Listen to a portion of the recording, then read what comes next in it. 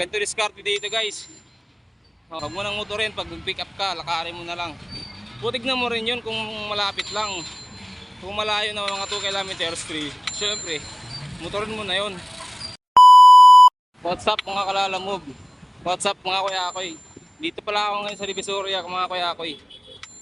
Ganito pa lang ginagawa namin sa Divisoria kuya-koy. Pag pick up kami ng item, nilalakad lang namin. Malayo pa kung yung tambayan namin doon pa banda oh. Pero kung motorin mo kasi sobrang layo pag motorin mo eh. Kaya ginagawa namin, nilalakad lang namin. Kasi pag motorin mo, traffic. Matatagalan ka. Kaya ginagawa namin ito. So, naglalakad lang ako. Dito pala ito sa may Binondo, sa may Divisoria. Oh, sobrang traffic oh. Tingnan nyo traffic oh. Ang traffic niyan, grabe. Kung magmotor ka dito, abuti ka ng siyam-siyam, sobrang traffic. Singit tayo, singit. Excuse me. Ayun o. Ay, sorry. Ayun, tamaan po yung tao, buti nakakaya. Ngayon, napunta na ako dun sa tambayan namin. Sa may 999. Punta na ako dun. Medyo nakakapagod lang maglakad. Hindi naman gayong kalayuan talaga. So mas mainam kasi lakarin eh kaysa mumotorin eh. Kung mumotorin mo, layo ng ikot mo tapos traffic pa, matagalan ka talaga mag pick up. Kaya ginagawa namin, nilalakad lang talaga namin dito yung mga pick up. Ano dito. Oh. Yung dala ko, buti magaan lang dala ko. Papuntang naman tong Quezon City. O, sa mga kapwa lalamag ko dyan, ganito diskarte dito sa Binondo, Maynila. Sa 999. Ito ba? 168.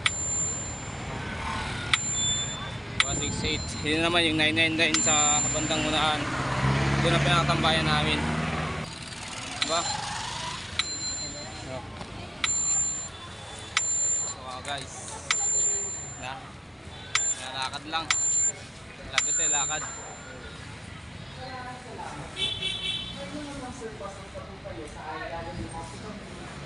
Ano guys, so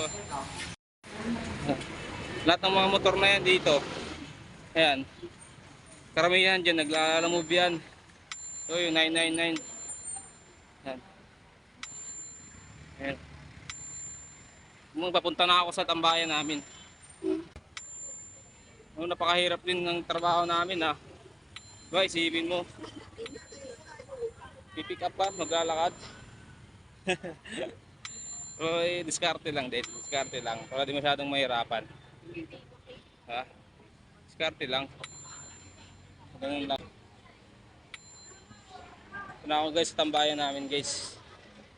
Ito yung motor ko. Ay mga kasama ko yun oh. Hoy!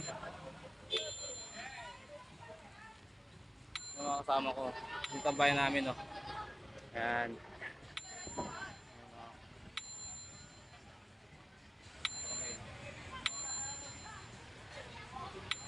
Hanggang dito lang muna ang video natin guys.